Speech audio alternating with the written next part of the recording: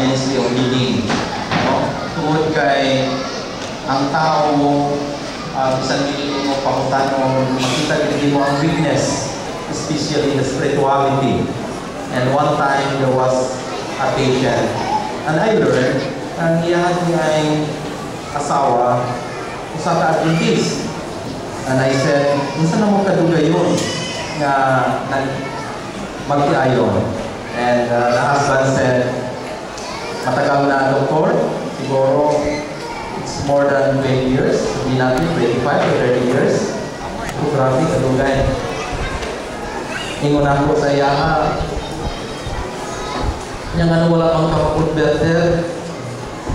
Ingon ko sa iya, ano wala pang kapag-converter sa 30 years. Ingon siya, Doctor, I am almost converted. Almost converted. Pero kung hindi patungod sa batasan sa kong asawa, dugay raw dako nga na-Adventist. So usahay, imbis kita maghatag ko minsahe, nahimo na hinon kang pandol sa ato ang isig kaingon. Okay?